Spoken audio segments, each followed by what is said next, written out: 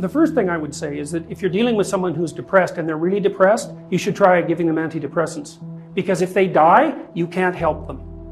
Okay, so if you're suffering, you are obligated, in a sense, to hold on to whatever rope someone throws you. And one of the things I do with my clients all the time, especially if they're really in trouble, is to tell them, look, I don't know exactly what's going to help you, but don't arbitrarily throw out any possibilities because you might not have that luxury. Antidepressants help a lot of people, and there are technical reasons why that's the case. So that's a simple answer. It's not relevant to what I already described, except that if you're offered a gift by your society and it works, try it. I don't care what your presuppositions are. Apart from that, lots of the time you see people who are suffering with depression, for example. There's a multitude of reasons, but I'll take one common reason.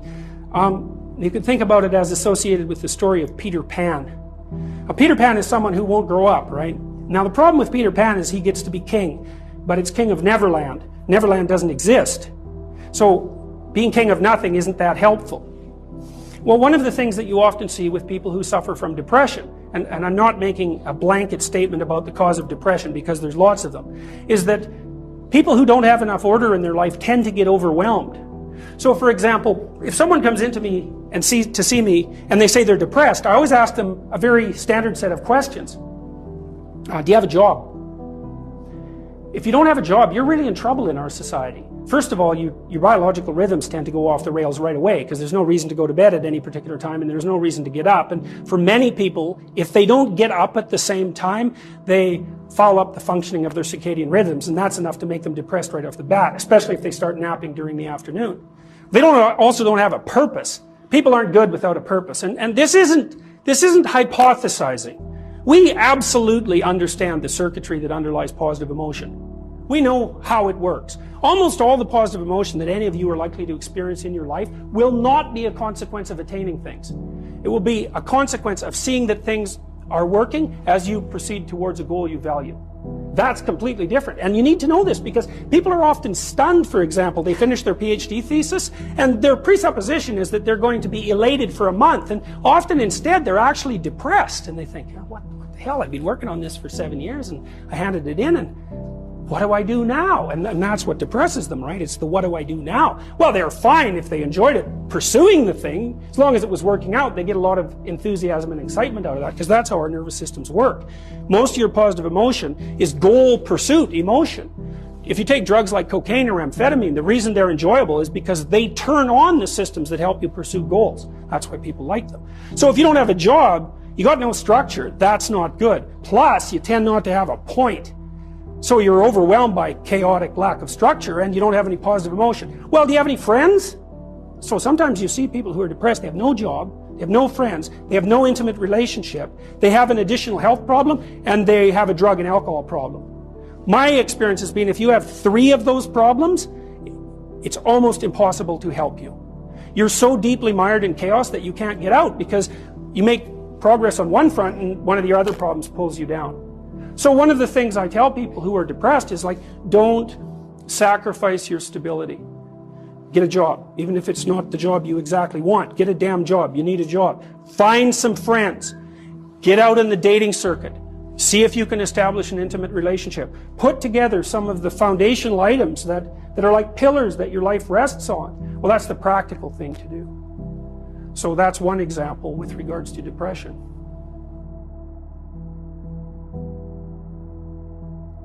Well, the thing is, you don't just launch it on them, you got to negotiate with the person, and you also got to teach them to negotiate with themselves, and this is something that's very useful to know.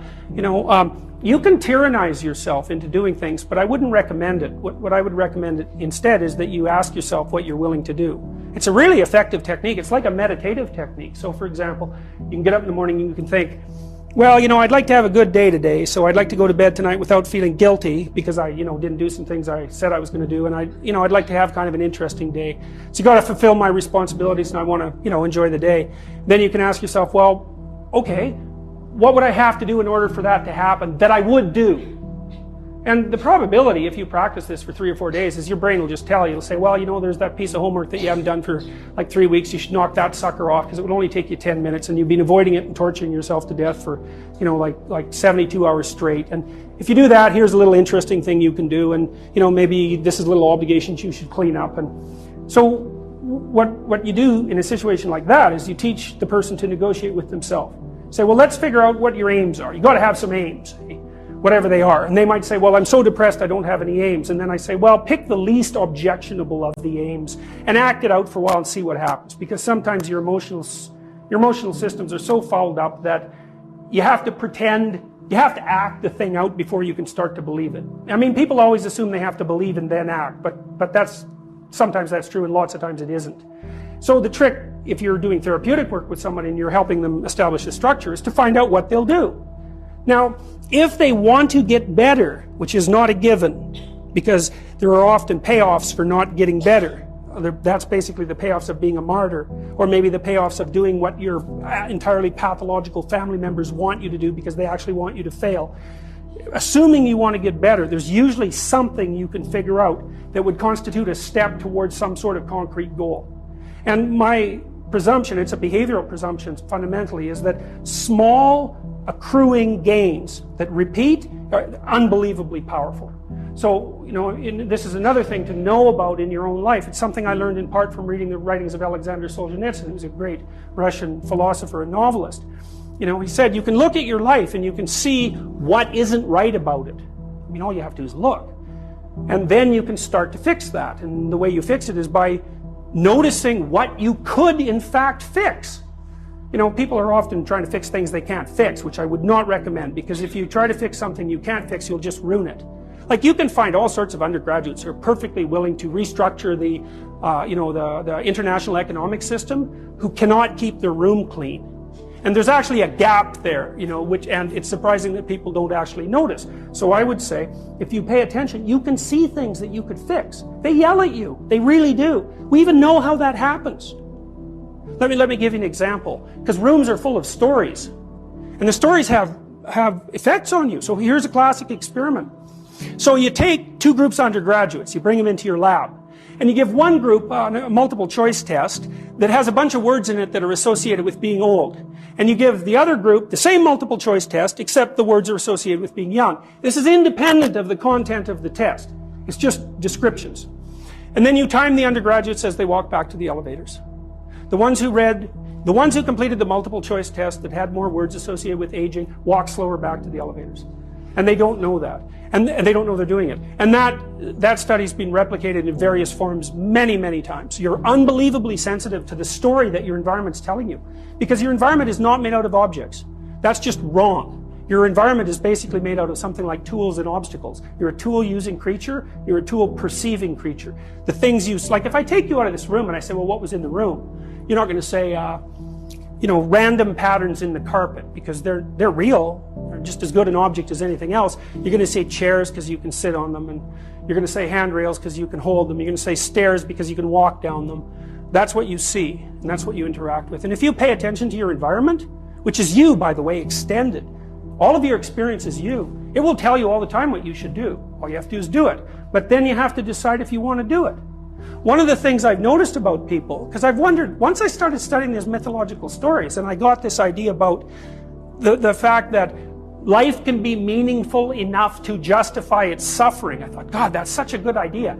Because it's not optimistic exactly. You know, some people will tell you, well, you can be happy. It's like, those people are idiots. I'm telling you, they're idiots. There's going to be things that come along that flatten you so hard you won't believe it. And you're not happy then. And so if life is to be happy, well, in those situations, what are you doing? Why even live? But life isn't to be happy. If you're happy, you're bloody fortunate, and you should enjoy it. You should, because it's the grace of God, so to speak. With regards to meaning, I thought, well, people know when they're doing something meaningful. They can tell, so why the hell don't they do meaningful things all the time? It seems obvious. You could do it. I mean, it's hard, you know, because other people want you to do other things, and it's a struggle, but everything's a struggle. And then I thought, well, oh, I get it. I see why. It took me about 10 years to figure this out. People have a choice. Choice number 1. Nothing you do means anything. Well, that's kind of a drag, right? It's meaninglessness of life and all that, existential angst. you know, that's kind of a pain. But the upside of nothing that you do is meaningful is you don't have to do anything. You've got no responsibility. Now, you have to suffer because things are meaningless, but that's a small price to pay for being able to be completely useless. The alternative is everything you do matters. Really. If you make a mistake, it's a real mistake. If you betray someone, you tilt the world a little more sharply towards evil rather than good. It matters what you do. Well, if you buy that, then you can have a meaningful life. But there's no mucking around. It means responsibility. It means that the decisions you make are important. It means that when you do something wrong, it's wrong. Well, do you want that?